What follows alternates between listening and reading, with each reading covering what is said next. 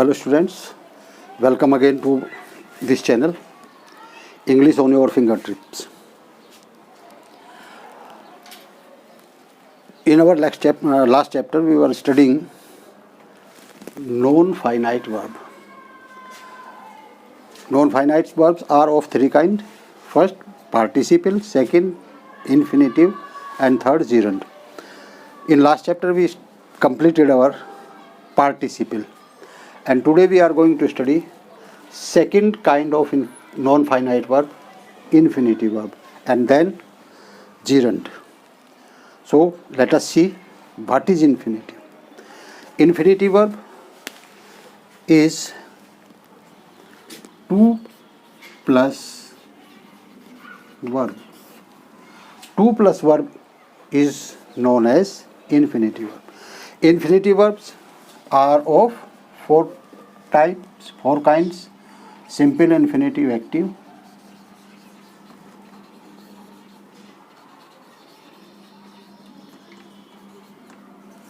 simple, infinitive, passive,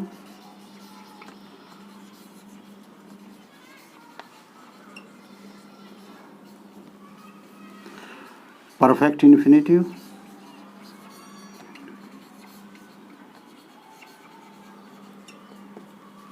active, perfect infinitive,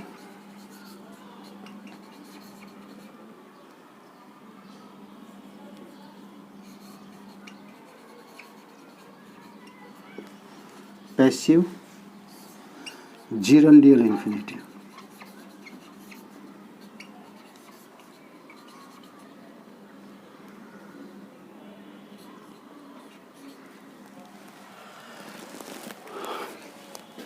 two plus verb को infinitive verb कहते हैं, और हिंदी अर्थ जो होता है नानी ने से समाप्त होता है। किसकी तरह कार्य करती है? Free noun. Double parts of speech मैंने बताया था, दो तरह से कार्य करती है। वर्ब का कार्य भी करती है, फ्री नाउन की तरह से भी कार्य करती है। चूँकि ये फ्री नाउन की तरह से कार्य करती है, इसलिए किसी सेंटेंस में क्या सब्जेक्ट ऑफ द वर्ब और ऑब्जेक्ट ऑफ द वर्ब, यानी सब्जेक्ट का कार्य भी कर सकती है और ऑब्जेक्ट, क्योंकि नाउन सब्जेक्ट भी होता है ऑब्जेक्ट भी होता है। क्योंकि ये फ्री नाउन की तरह कार्य करती है, इसलिए किसी सेंटेंस में सब्जेक्ट का कार्य भी कर सकते हैं, ऑब्जेक्ट का भी कार्य कर सकते हैं। चलिए इसको बाद में देखते हैं, पहले एक एक को देखते हैं हम।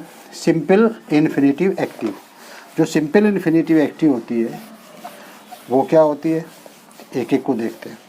Simple infinitive active 2 plus verb की फर्स्ट फॉर्म ना, नी, ने से समाप्त। Simple infinitive passive 2 plus be plus third form of verb, और मीनिंग इसका भी क्या, ना, नी, ने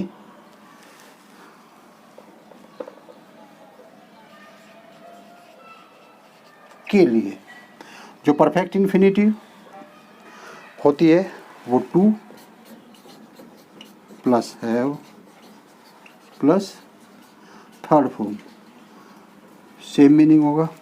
परफेक्ट इन्फिनिटिव पैसिव जो होती है वो 2 plus have plus been plus third form, अर्थ सेम। और जो जिरंडियल इन्फिनिटिव होती है वो 2 plus first form of verb होती है, लेकिन इसका जो मीनिंग होता है वो नानी, ने के लिए होता है। तो थोड़ा थोड़ा सा फ़र्क इसमें होता है।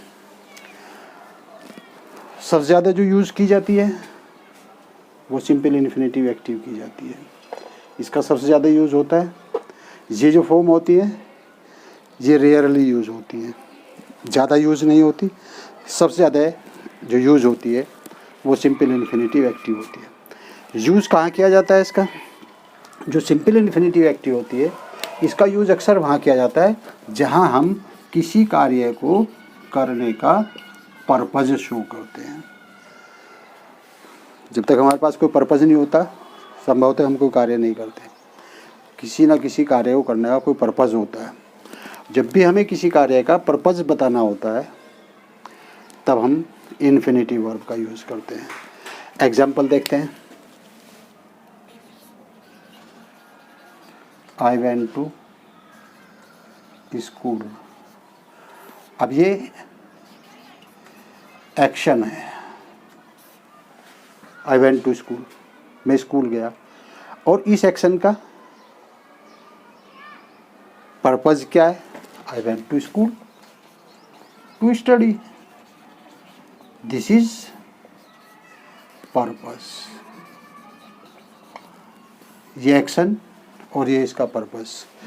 तो पर्पज पर शो करने के लिए, किसी भी एक्शन के पर्पज को शो करने के लिए हम इन्फिनेटिव का यूज़ करते हैं। क्योंकि मैंने बताया कि फ्री नाउन की तरह से कार्य करती है, इसलिए किसी सेंटेंस में सब्जेक्ट भी हो सकता है और किसी सेंटेंस में वर्ब का ऑब्जेक्ट भी हो सकता है। उसको हम बाद में बताते हैं। इसको देखें, जो सिंपल इन्फिनेटिव पैसिव होती है उसमें टू बी और वर्ब की थर्ड फॉर्म होती है। टू बी और वर्ब की थर्ड फॉर्म, इसका जो यूज़ किया जाता है वो ओब्लिगेशन में किया जाता है। जब हमारे पास ओब्लिगेशन होता है, कर्तव्य की भावना होती है किसी, तो तब हम इसका यूज़ करते हैं। इसका एग्जाम्पल हम कैसे देख सकते हैं? इसका एग्जाम्पल हमें I have my parents to be served. To be served obligation, I have my parents to be served, सेवा करने के लिए मेरे पास मेरे पेरेंट्स हैं। तो to be served, to be and third form of the verb simple infinitive passive. इसी तरह से she has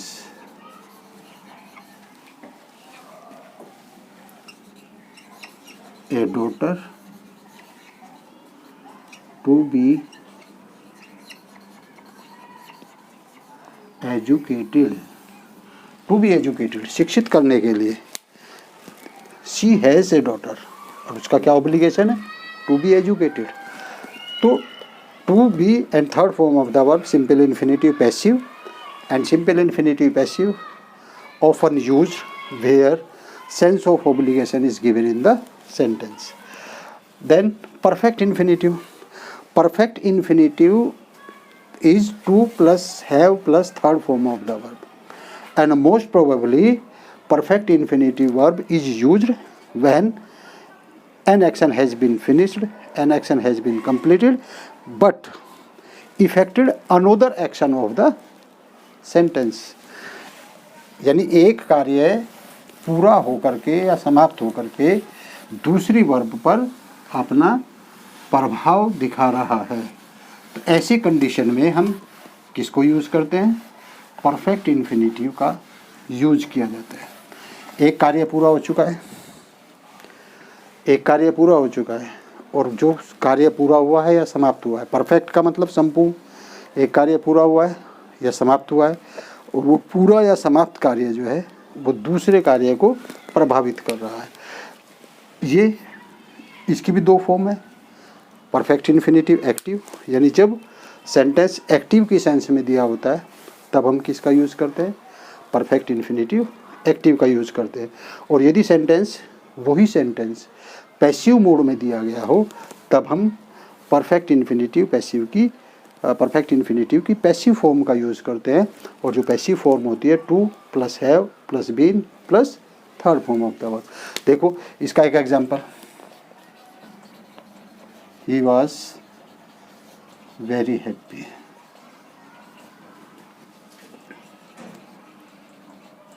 to have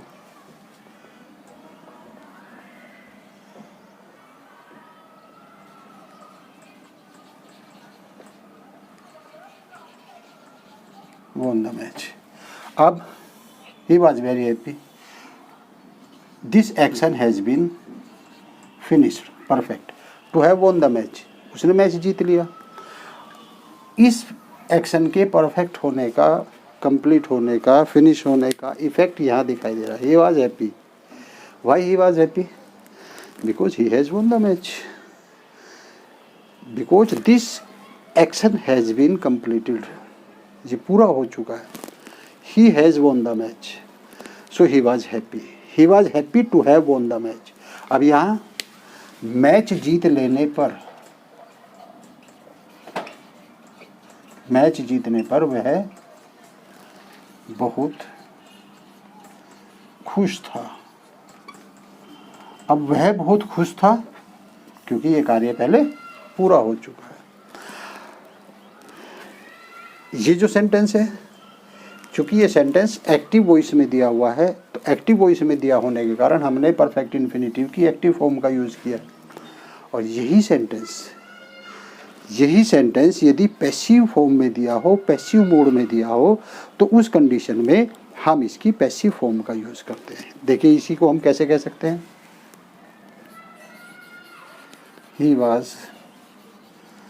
very happy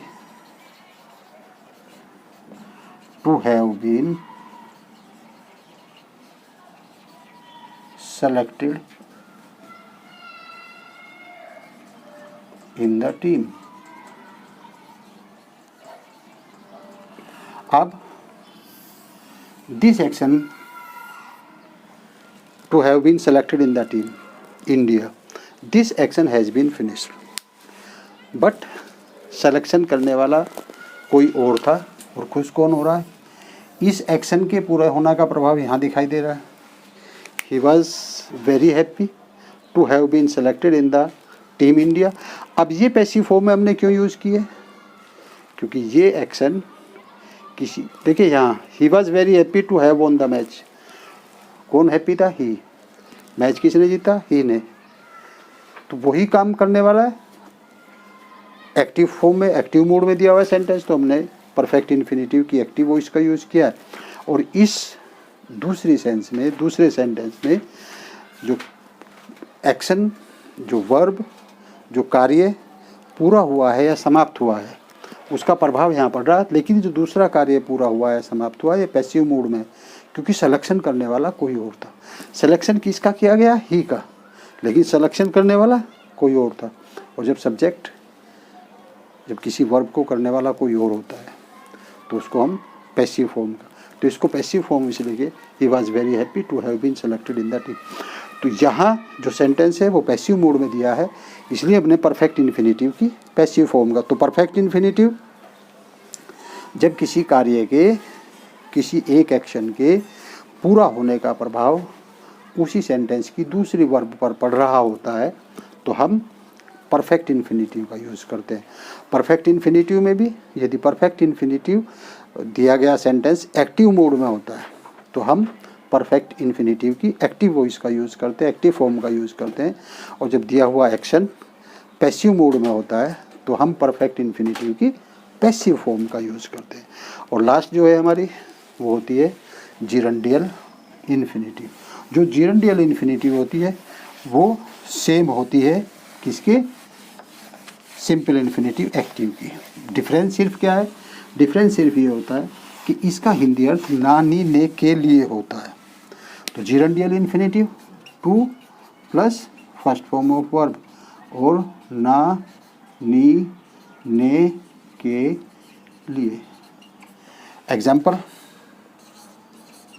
I have purchased a stick to walk. I have purchased a stick to walk. मैंने टहलने के लिए stick खरीद ली। तो इसको हम जिरंडियल इन्फिनिटिव कहते हैं, क्योंकि यहाँ इसकी आवाज़ जो होती है वो के लिए होती है। जो मीनिंग ऑफ द इन्फिनिटिव ना, नी, ने, के लिए होता है। तो इस तरह से ये इन्फिनिटिव आपकी 5 तरह की होती हैं, और पांचों तरह की जो इन्फिनिटिव वर्ब होती हैं इनका थोड़ा थोड़ा सा फ़र्क इनमें होता है। अब जो मेन चीज़ हम बताने जा रहे थे वो क्या, कि जो इन्फिनिटिव वर्ब होती हैं वो फ्री नाउन की तरह कार्य करती हैं। इट मीन्स वो किसी सेंटेंस में किसी वर्ब का सब्जेक्ट भी हो सकती है और किसी सेंटेंस में किसी वर्ब का ऑब्जेक्ट भी हो सकते हैं। कभी कभी एक सेंटेंस में दोनों कार्य है, सब्जेक्ट का भी और ऑब्जेक्ट का भी। देखिए जैसे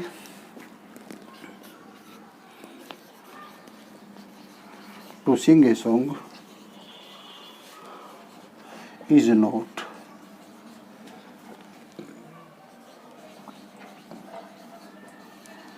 an easy job. Now, to sing a song, this part is subject, is not an easy job, predicate. And what is this? To sing a song.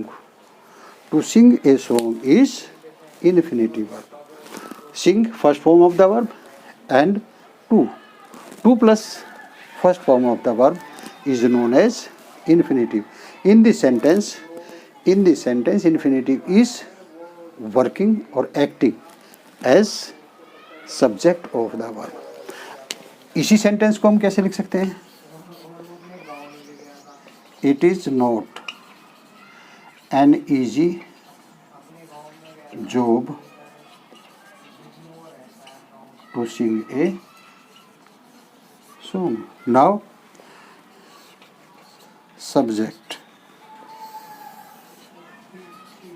and predicate. Here subject of the sentence is it, and predicate part is not an easy job to sing a song. Now, to sing a song,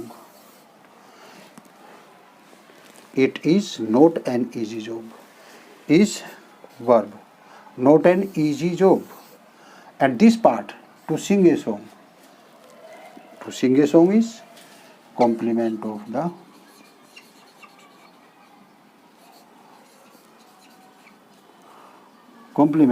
sentence. यहाँ sentence में इसने complement का कार्य किया है। तो जो infinitive verb होती है वो सब्जेक्ट का कार्य भी कर, चूँकि फ्री नाउन की तरह कार्य करती है। जो नाउन के 5 फंक्शन होते हैं, नाउन के 5 फंक्शन होते हैं, ये पांचों फंक्शन में यूज की जा सकती है किसी सेंटेंस में। क्या होते हैं 5 function? Subject of the verb, object of the verb, complement, object of a preposition, और एक होता है केस इन अपोजिशन। तो नाउन के 5 फंक्शन होते हैं: subject of the verb, object of the verb, complement, case in apposition and object of a preposition. ये 5 function होते हैं नाउन के। और क्योंकि इन्फिनेटिव वर्ब फ्री नाउन की तरह कार्य करती है, इसलिए इन 5 में से किसी भी कार्य में हम इसको यूज़ कर सकते हैं। कभी कभी क्या होता है, to dance is a very good exercise. Now see, to plus first form subject and this is predicate. Subject to dance, और to dance क्या है? To dance है इन्फिनेटिव वर्ब। इस सेंटेंस का सब्जेक्ट भी इन्फिनेटिव वर्ब है। इसी sentence में हम क्या कर सकते हैं? It is a very good exercise to dance. It is a very good exercise to dance. अब सब्जेक्ट इसका ये हुआ और टू डांस इसमें क्या चला गया? कॉम्प्लीमेंट चला गया सेंटेंस का। It is a very good exercise to dance. अब ध्यान देने की बात यह है कि यदि किसी सेंटेंस में प्रीपोजिशन दी है, तो प्रीपोजिशन दी यदि सेंटेंस में है, तो हमें ये देखना है कि उस सेंटेंस में वो प्रीपोजिशन का, उस सेंटेंस में इन्फिनेटिव वर्ब का फंक्शन क्या है। इन्फिनेटिव वर्ब उसमें कहीं सब्जेक्ट का कार्य तो नहीं कर रही, इन्फिनेटिव वर्ब ऑब्जेक्ट का कार्य तो नहीं कर रही। हमें ये देखना है यदि सेंटेंस में इट दिया हुआ होगा तो वो इन्फिनेटिव वर्ब या तो कॉम्प्लीमेंट का कार्य करेगी या ऑब्जेक्ट का कार्य करेगी। लेकिन यदि सेंटेंस में इट नहीं दिया है तो मोस्ट प्रोबेबली चांस ये बन जाते हैं कि उस सेंटेंस में यदि और कोई सब्जेक्ट नहीं दिया तो फिर इन्फिनेटिव वर्ब उसमें सब्जेक्ट का कार्य भी कर सकती है। तो बहुत सारे सेंटेंस ऐसे होते हैं जिनमें सब्जेक्ट के रूप में इन्फिनिटिव वर्ब को दिया हुआ है। इन्फिनिटिव वर्ब और जीरंड दोनों का मीनिंग लगभग सेम होता है, दोनों का लगभग समान होता है, लेकिन दोनों का यूज़ अलग अलग होता है। दोनों का जो फॉर्मेशन है वो भी अलग अलग होती है। Let us see what is gerund. First form of the verb plus ING is known as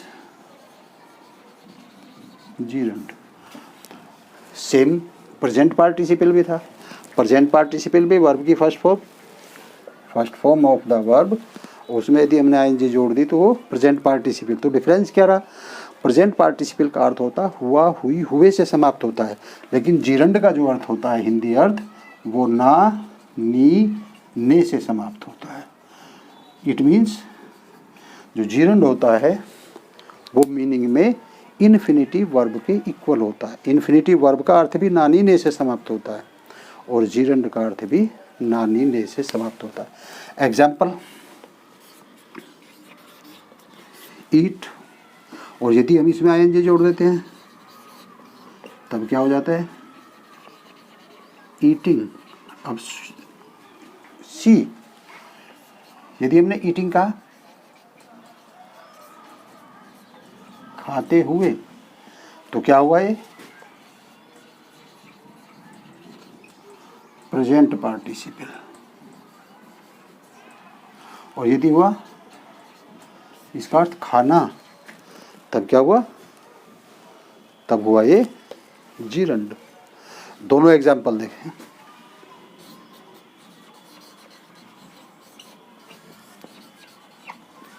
eating the bread he was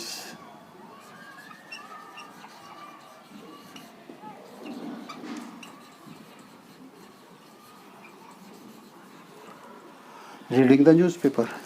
eating the bread he was reading the newspaper। रोटी खाते हुए वह न्यूज़पेपर पढ़ रहा था। अब यहाँ ये क्या हुआ, ये हुआ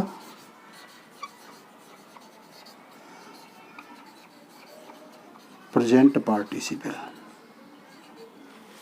but eating fast food is harmful for health. यहाँ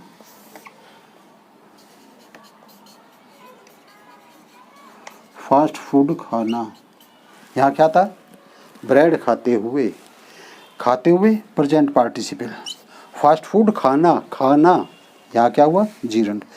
तो जीरंड और पार्टिसिपल की स्ट्रक्चर सेम है, but meaning of the present participle and meaning of the gerund is different. यदि वर्ब की फर्स्ट फॉर्म प्लस आईएनजी का अर्थ नानी ने से समाप्त होता है तो वो जीरंड होता है, और यदि वर्ब की फर्स्ट फॉर्म और आईएनजी का अर्थ हुआ, हुई, हुए या कर से समाप्त होता है तो उस कंडीशन में वो प्रेजेंट पार्टिसिपल होता है। प्रेजेंट पार्टिसिपल के क्या फंक्शन है, किन फंक्शन में, किन सिचुएशन में हम प्रेजेंट पार्टिसिपल का यूज़ करते हैं, वो हमने पिछले लेक्चर में देखा। आज हम बात करते हैं जीरंड की। जीरंड किसके इक्वल होता है, जीरंड इक्वल होता है इन्फिनिटिव वर्ब के, क्योंकि इन्फिनिटिव वर्ब का अर्थ भी ना, नी, ने से समाप्त होता है और जीरंड का अर्थ भी ना, नी, ने से समाप्त होता है, लेकिन दोनों का यूज थोड़ा सा डिफरेंट होता है।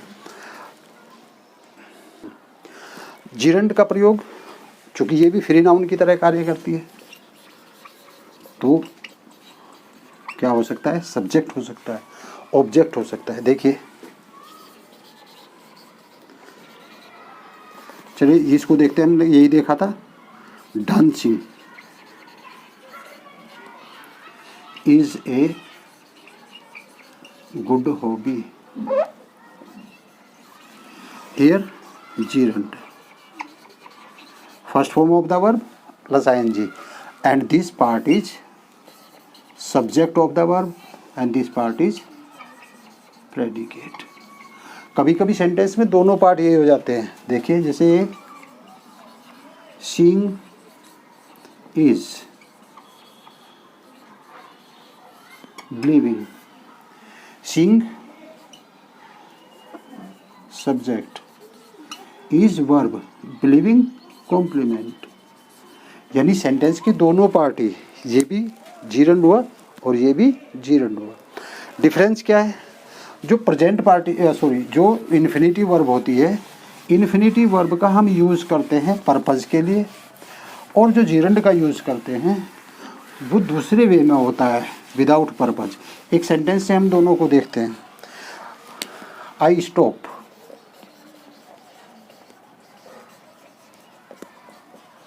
To play chess.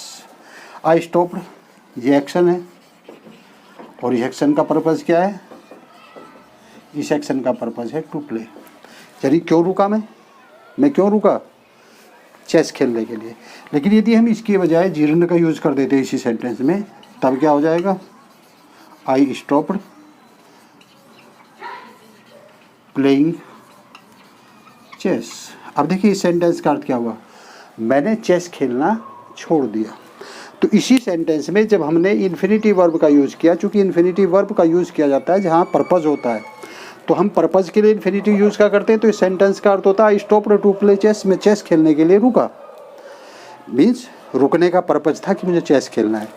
इसी सेंटेंस में जब मैंने जीरंड का यूज़ कर दिया आई स्टॉप्ड प्लेइंग चेस, तो इस सेंटेंस का अर्थ हो गया मैंने चेस खेलना छोड़ दिया।